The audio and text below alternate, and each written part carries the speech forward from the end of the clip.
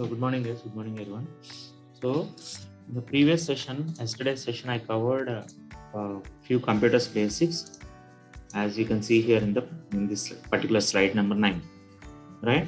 So today's session I'm going to cover is software development life cycle and testing life cycle. All right.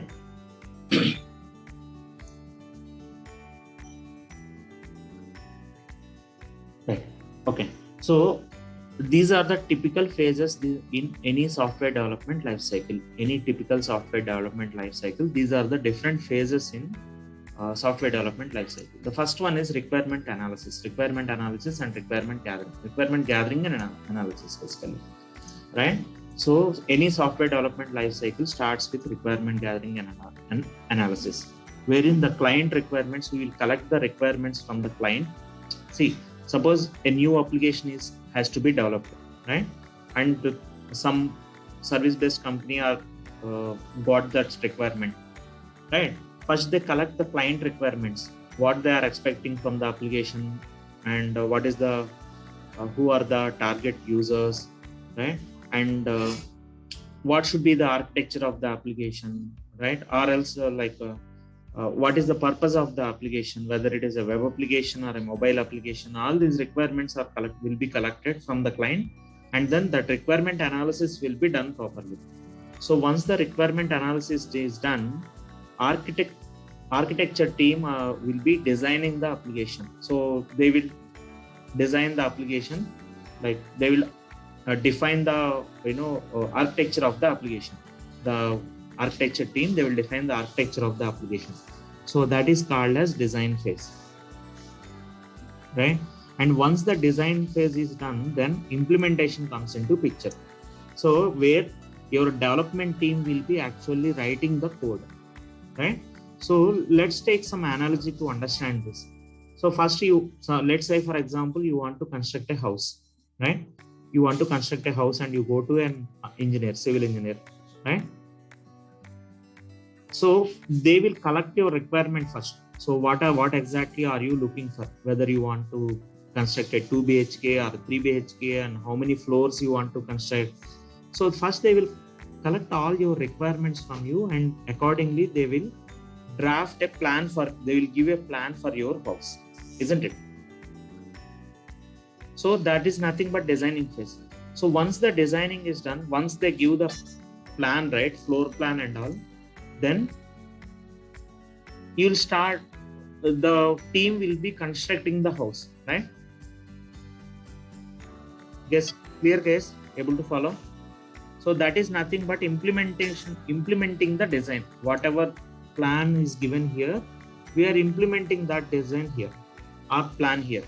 So in the same way in software also, like architecture team, development team will collect the requirements, they will analyze the requirements, and architecture team will design the application. When I say designing, so they will decide on which programming language to use, which database to use, what servers to use, and all this in the designing phase, right? Once the designing phase is done, then developers will start writing code for that. That is implementation phase, right? And once implementation is done, once coding is done, typically previously testing used to come after implementation, after the code is developed or after the project is completed. Of course, this is not valid now, or not completely valid now, because right now, like from few years, testing is being started along with the development. We will discuss that later, right? So however, this is a typical software development life cycle. So once the code is developed by the developers, testing will be started, testing will be done, right? And once the testing is completed, then the project goes into production. This is called evolution phase. So this is a typical software development life cycle, right? So evaluation phase is nothing but where the code developed in this implementation phase, after testing is completed, so it will go into production or the live environment, right? Clear guys? Is it clear, or any queries over here? Yes, sir. Clear, sir. So any queries here today? Yeah. Sir, I have one query. Yeah. If you want, you may stop recording. So the query is, as you mentioned earlier in just few minutes ago, like when the development team develops the application, then only they're doing the testing part also. So Correct. when the development team itself doing the testing, and what is the scope of our testers?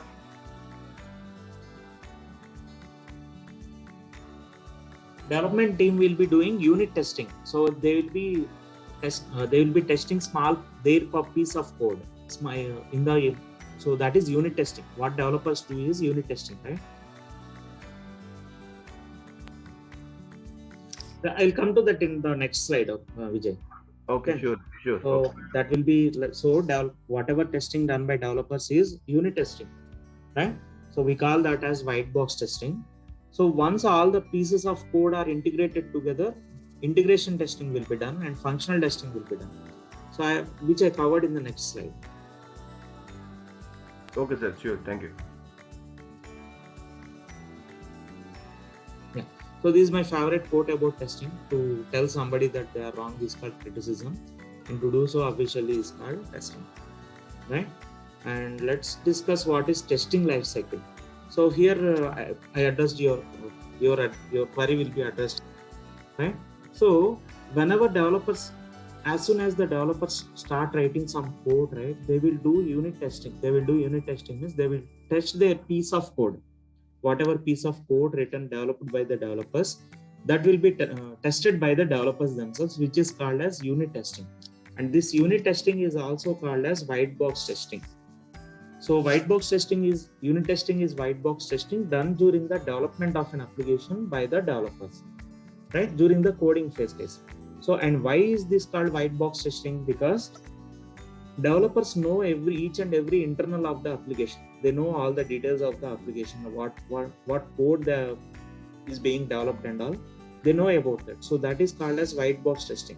So everything is known to them. That's why that is called as white box testing. Once I explain black box testing, then you will understand why this is called as white box testing and why functional testing is called as black box testing. You will understand, right? So unit test isolate a section of code and verify its correctness, right? So let me explain this statement. For example, suppose let's assume that a project is being developed using Java language, right? And there is a team of 4 to 5 developers. Okay, so now so one developer has written some Java class. In Java, everything is a class, right? A unit of program is called as a class in Java. I hope everyone knows that. Now, once a developer writes some Java class, they will test that Java class. They will compile that Java program and they will test that class, test that code, that small piece of code, right, to verify its correctness. This is called as unit testing. So a unit may be an individual function, method, procedure, module, or object. So it need not be a class exactly, Java class exactly, but it can be an individual function, method, procedure, module, or object, right? So module is nothing but a group of classes or some group of some pieces of code is called as module, right? When you say Java function or an individual function, so I hope everyone knows this, what is meant by a function.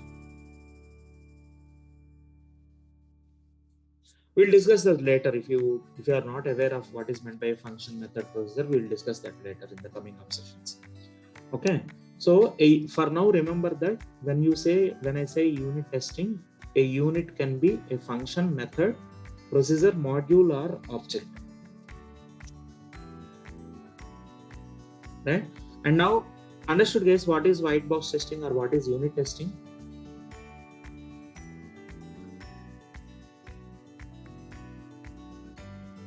Yes, please respond. You can temporarily unmute by pressing and holding the space bar.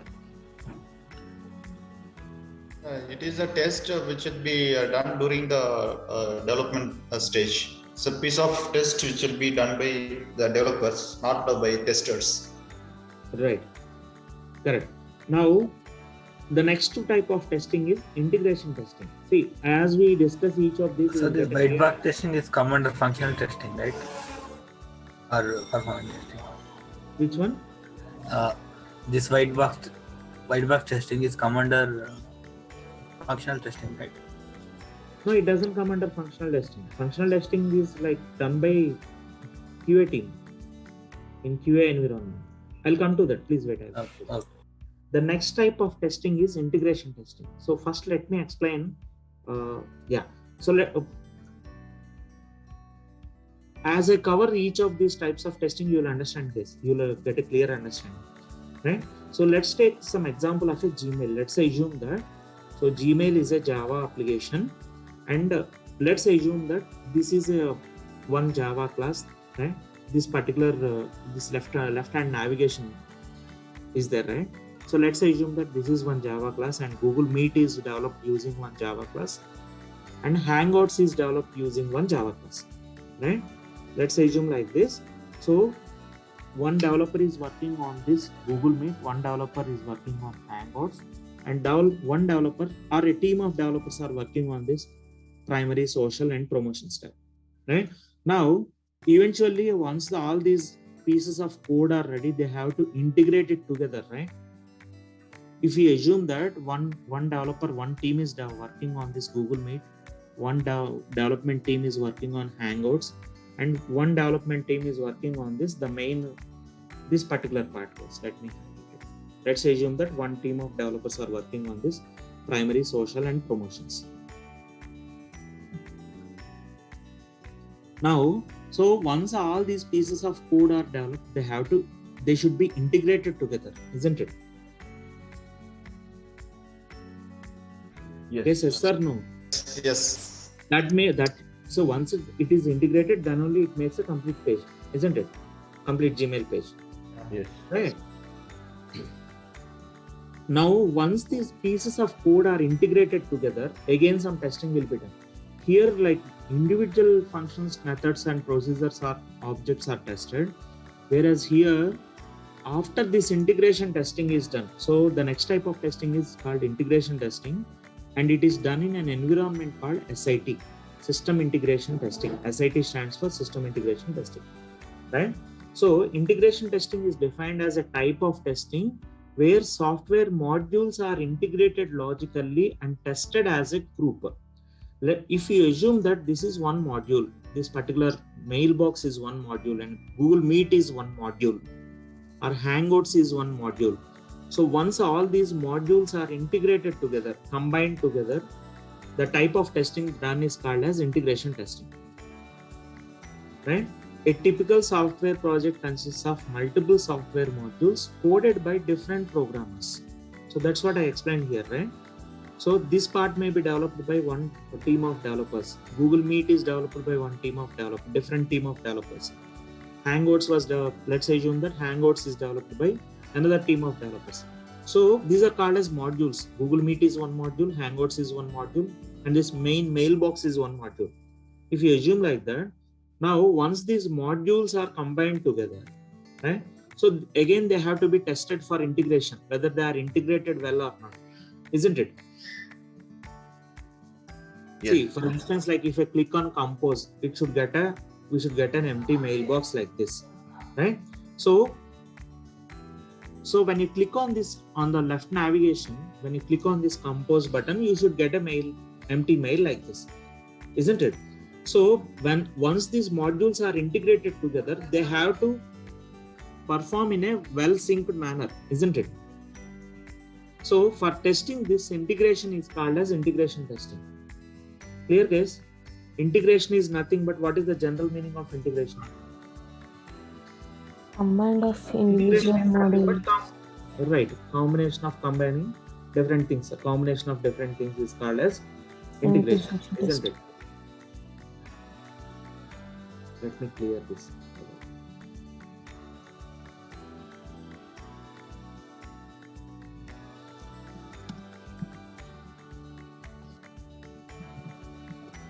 Integrate means combine one thing with another to form a whole thing, right?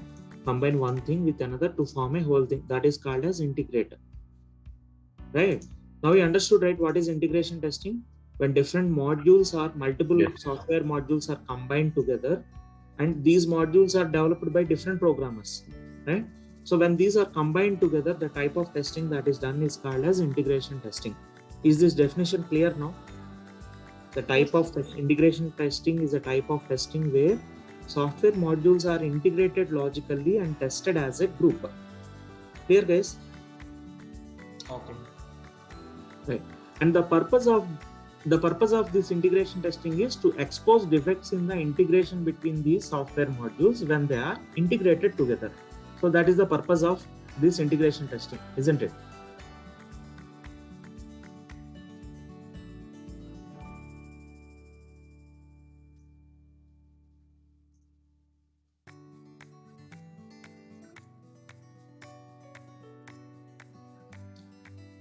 Clear, guys? Is it integration testing clear, guys? Yes. Yes, sir. The next type of testing is functional testing. Now let's understand what is functional testing, right? So functional testing is done in an environment called QA environment. QA stands for quality analysis or assurance. QA stands for quality analysis or assurance, right? So functional testing is a type of black box testing where the system is tested against the functional requirements or specifications, right? Now see, unit testing is done by the developers on their piece of code, right? Whereas functional testing, once this integration testing is done, then functional testing will be done by QA team, where QA stands for quality analysis. And the system is application. The application is tested against the functional requirements or specifications. So let me explain this with an example. So I will take the same Gmail example for functional testing. So let's say, for example, I type gmail.com and you get the Gmail login page, right? So you get a Gmail login page like this, wherein you have to enter the email or phone number so if you enter a valid email address, an existing email address, it should prompt for a password. Otherwise, it should say that the email doesn't exist. Yes or no? Suppose you type something like this, some junk characters like this. So it should display that application should display, or Gmail should display that it is a invalid email address, isn't it?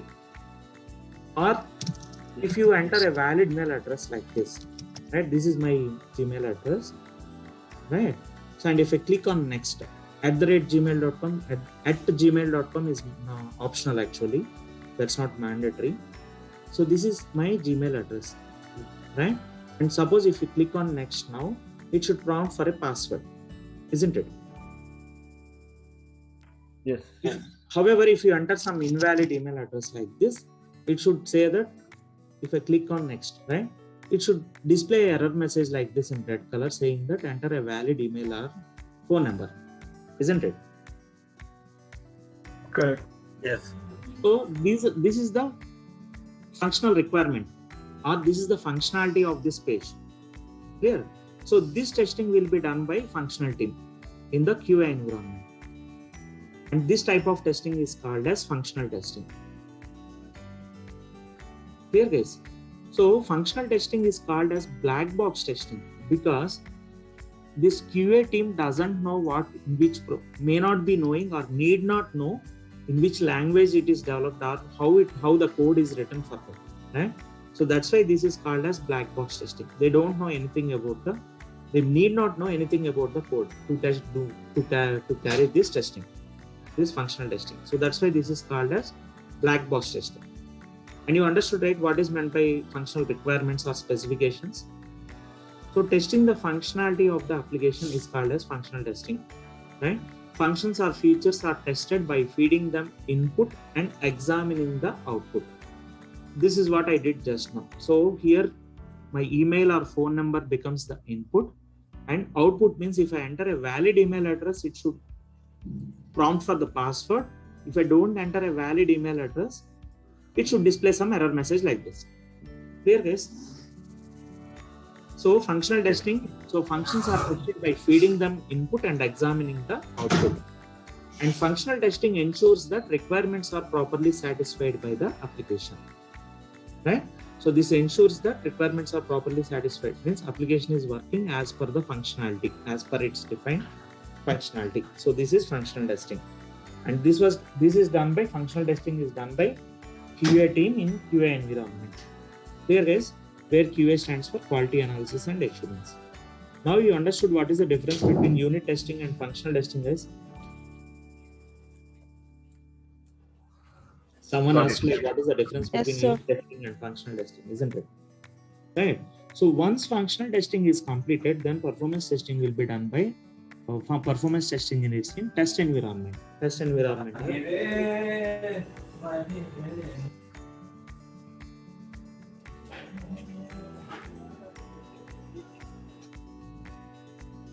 Right. So performance testing will be done in another environment called test environment or engineering environment. Right. So performance testing is non-functional testing. So it is non-functional testing. We are not bothered about the functionality of the application. So functional testing team will take care of that. Should take care of that, right? So performance testing is non-functional testing to determine an application's speed, stability, or speed responsiveness and stability of a computer or network or software program or device under load. Now let me explain performance testing in detail. So functional testing will be taken care by this functional testing team, and performance testing is also called as non-functional testing. Why? Because so we don't touch the functionality of the application. However, we carry this performance testing to find out an application's speed, right? So let me explain what is meant by speed. Let's say, for example, you type apple.com, right? Or you type gmail.com. Let's take the same example, gmail.com. Let me go to the Let me open an incognito browser, right? And you type gmail.com. I'll explain what is this incognito browser or private browser in the coming up sessions, right? So I typed gmail.com. I have sent a request to Gmail and I got this page, right? In 1 or 2 seconds, right? So this is the response time of the page, response time or speed of the page, speed or response time, isn't it? So response time is nothing but how much time or how many seconds or milliseconds it is taking to load the page. That is speed. That is speed of the page. When I say speed here, to determine speed, that's actually what do I mean by speed. And how responsive is the application and how stable is the application, right? So performance testing is nothing but it is non-functional testing to determine an application's speed. Speed means response time, and stability, how stable is the application under load, and scalability. Scalability means how many users can the application support. That is scalability at a high level case. I'll explain this in detail in the coming sessions. And reliability. What is meant by reliability? How reliable is the application once it goes to production? That is reliability.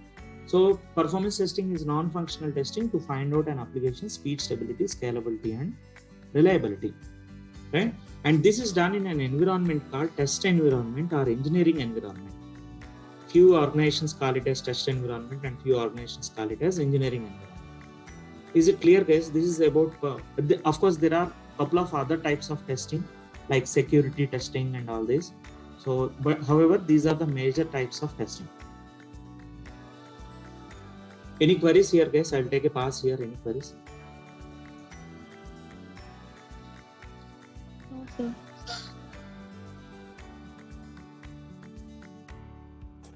No, sir. No, sir.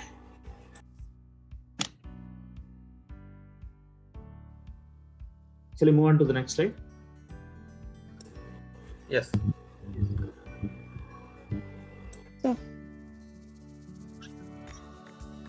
So now we are interested in performance testing. So we are not interested in functional testing or integration or unit testing. We are interested in this performance testing. So now let's discuss performance testing. How is it done, and how performance testing is done by performance testing. First, let me explain what is performance testing, right? In detail. So performance testing at a high level, it simulates the important business flows of the application, right? Now, before that, let me explain this functional testing test. Let me go back to this functional testing and explain this thing. So how does functional testing, how does functional testing team does the functional testing is, they will write something called test cases. They will write something called test cases. Say for example, if you enter some valid email address, right? This is the input, and the output is, it should display, the application should prompt for a password. If it is an invalid, so that is one test case. Yes. If some invalid email address is entered, then it should display an error message. So this is how the functional test cases look like. Clear, guys? And there will be, for any application, there will be hundreds and hundreds of test cases, right? However, for performance testing, you will pick the important business flows of the application. You will pick only important business flows of the application, and we will simulate those important business flows, right? Now let me explain what is important, what is meant by, what do I mean by important business flows of the application. Let me take some examples over here. I will take some net banking application. Let's assume that we want to test some net banking application.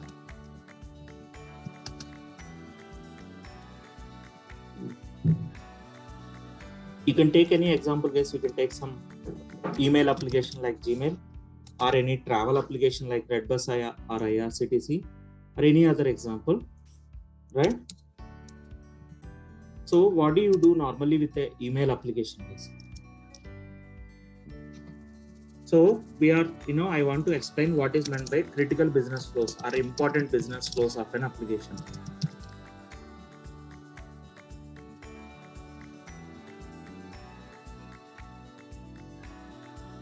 Yes, please respond. What do you do with an email? Any email application, what do you do? You can send a mail. You send or receive emails, files. Right. Log in and check your inbox, right? Or check your mails. You can compose mail and send a mail. You can send attachments. Right. Send mail with attachments. Receive emails and attachments. Receive email. Yeah. Send and receive email. Yeah. Let me.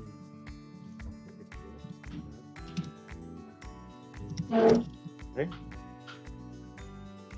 Next.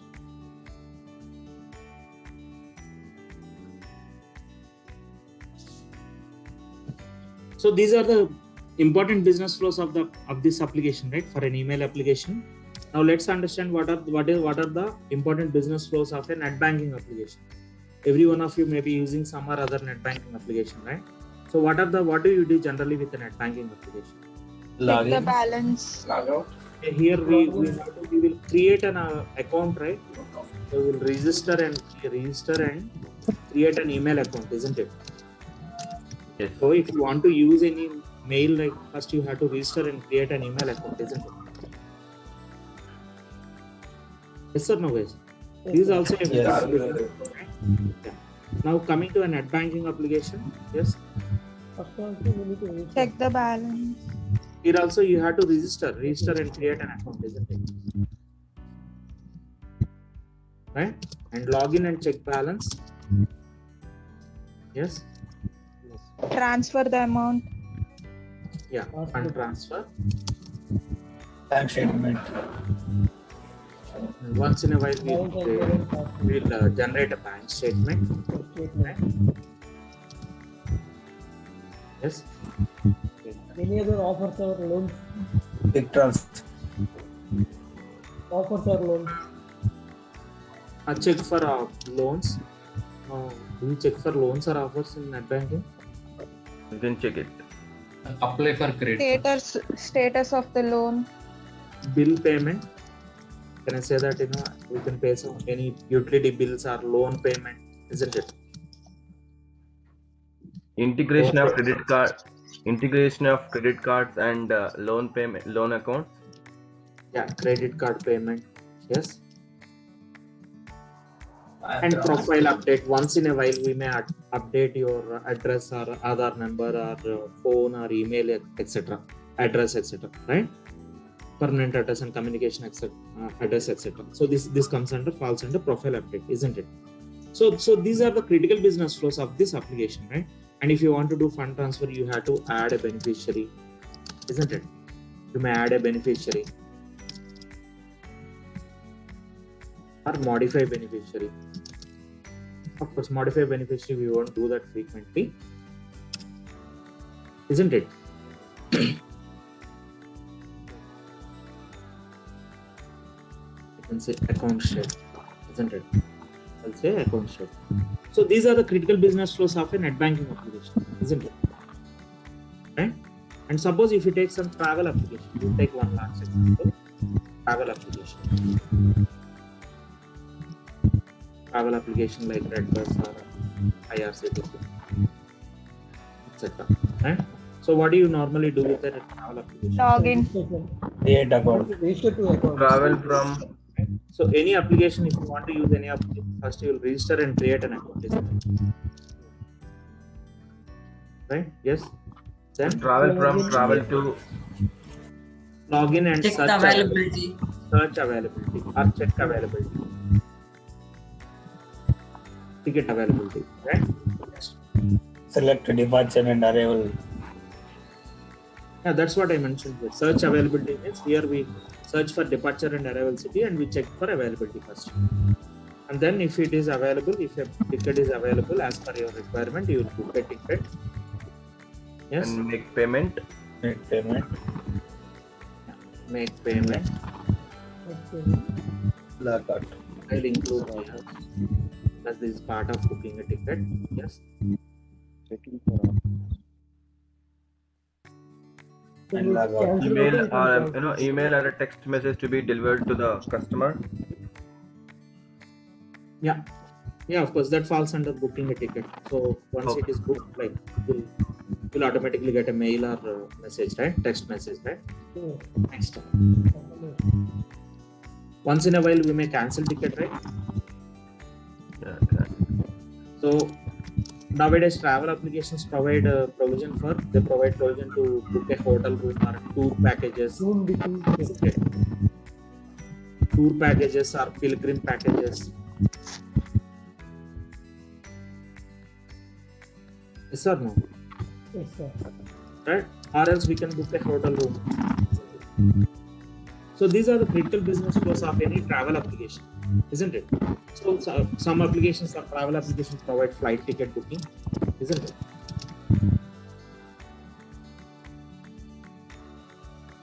Flight and also trains and buses, right? So these are the critical business flows of any travel application. Now in performance testing, what we do is we simulate those important business flows of the application, right? So we first determine what are the critical business flows of the application and we'll develop scripts for each of them. How do we simulate means we'll develop script for each of those critical business flows. We develop one script for register and create account, one script for login and check balance, right? One script for fund transfer if you are testing a net banking application. And we develop one script for adding beneficiary or modify beneficiary, another script for account statement, one more script for bill payment, and so on, isn't it? So we will simulate the business flows of your application and test the application under the target user load. Target user load means, let's say for example, IRCTC application has 5 to 6 lakh. IRCTC application will be used by 5 to 6 lakh users per day, right? And you know what is the volume of tickets booked on IRCTC? It's of course before pandemic. So IRCTC usually have 18 to 20 lakh tickets will be booked per day. 18 to 20 lakh tickets, right? So each person can book 1 to 6 tickets, I believe. There is a limit of 6 tickets, I think, right? So there will be approximately 5 lakhs users per day for this IRCTC. So this is the target user load of the application, or this is the normal user load for IRCTC on any day. Clear, guys? Guys, understood or no? Yes, sir. So if you are testing IRCTC application, you have to test the application under the target user load. Whatever, we will get this from the client, like how many users will be using their application, all these details, what are the critical business flows of the application, all these details we can get it from the client. Client will be providing those details, right? And we validate the app or server's readiness ahead of peak events like Big Billion Sale or Black Friday. So let's say, for example, if you take Amazon or Flipkart application, right? And they have some peak events, right? Something like Big Billion Sale or Black Friday sale and all this. So you remember like Facebook and you remember like Flipkart and Amazon crashed like a couple of years back. So they have some Big Billion Sale actually, I remember that as, right? So and Amazon and Flipkart crashed because of unexpected user load on the servers. You might have heard about this, right?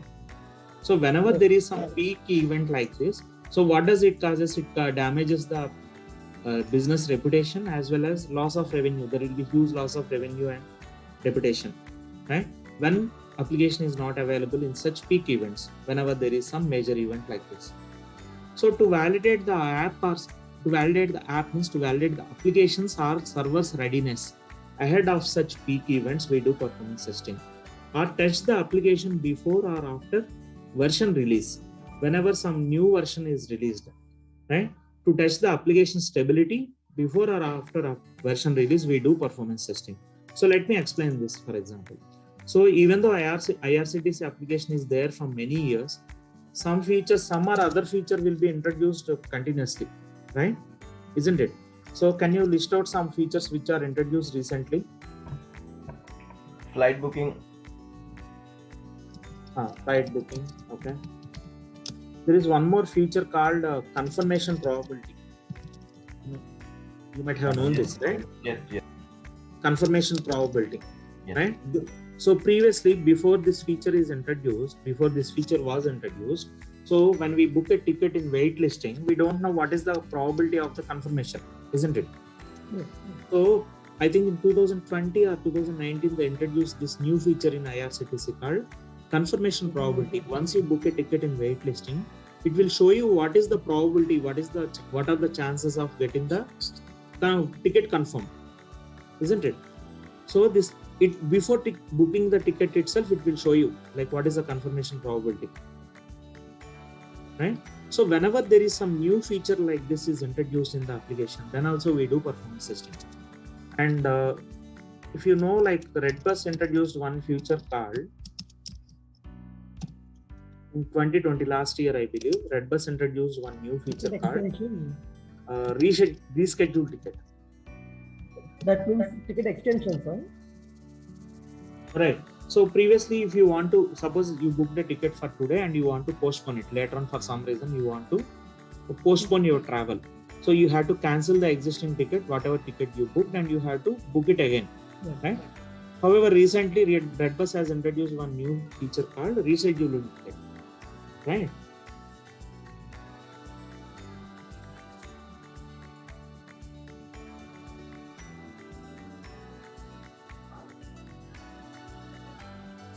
Here it is, change travel date. Previously, it used to be displayed as rescheduled ticket. Now it is changed as change travel date, right?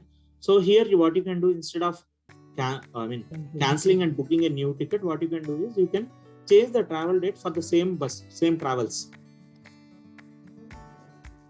for the same bus or train ways, right? So change the travel date. So this feature was introduced recently, like in last year, I remember that as.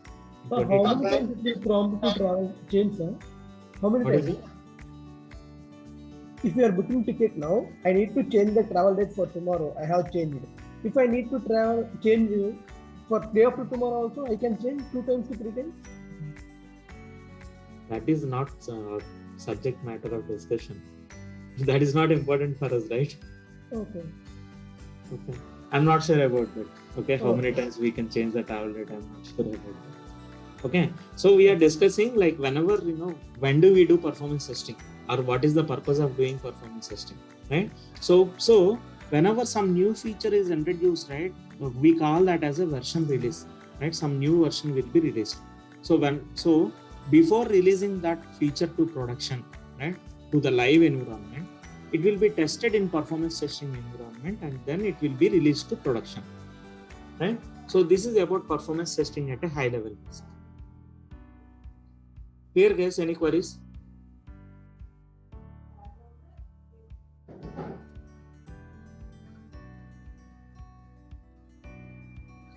I'll stop it here for today, guys. Let me pass recording. So we'll discuss. If you have any queries, we'll discuss and then we'll close the session.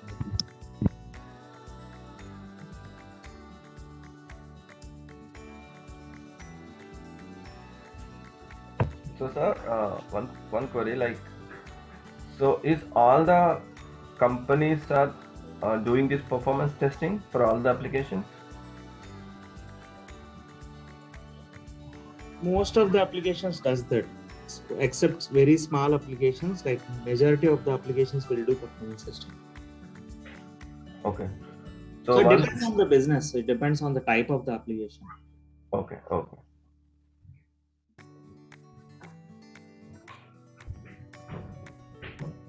Any other queries, guys, before we close the session for today?